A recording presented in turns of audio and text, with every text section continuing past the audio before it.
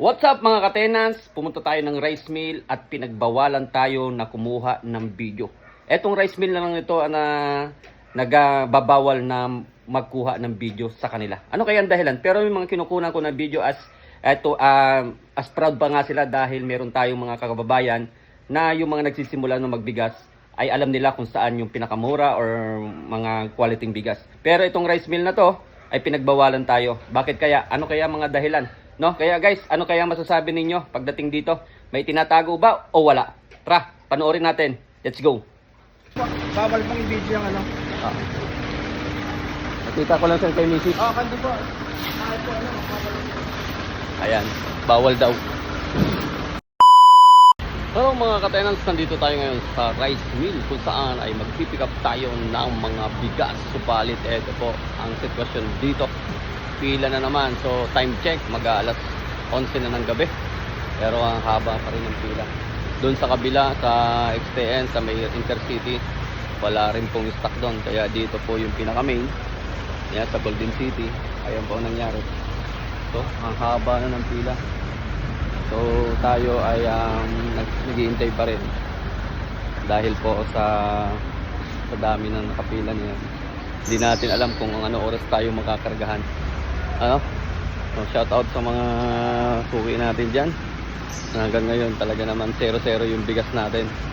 Kaya naman ito sa pagkakataong ito ay nagsusunikap tayo na makargahan.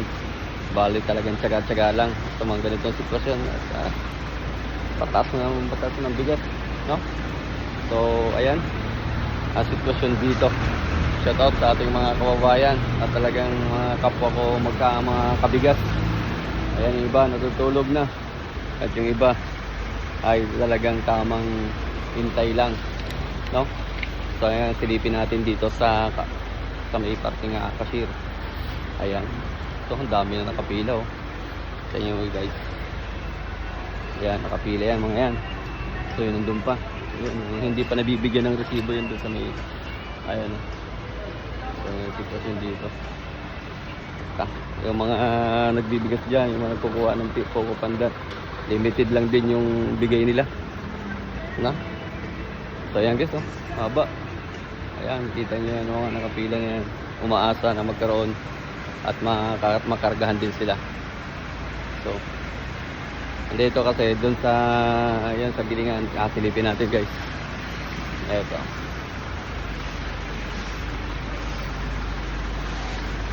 So nakasarado.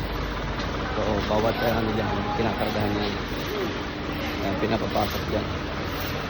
Okay. Tama rito.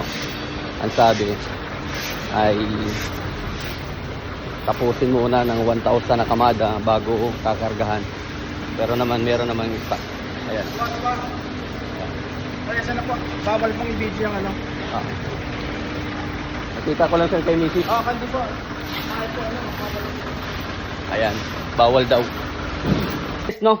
So, nagtataka lang ako at hindi ko rin alam kung anong dahilan kung bakit pinagbabawal na picturean or videoyan ang mga rice mill, no? Sapagkat yan naman po ay public, no? Sa labas, hindi naman po sa loob. So ayan lang guys, no? Sana kung ano yung suggestion nyo dito, kung ano masasabi nyo to sa bagay na to. Dahil tayo ay nagtatanong para malaman ng mga kababayan natin ano talaga ang nangyayari, kung bakit sa sobrang pahirapan ang kumuha ng bigas. Ayan lang po, maraming salamat. Ako si Tenants Ray Rice, mahirap hanapin, madaling lapitan, and God bless you all. Bye bye.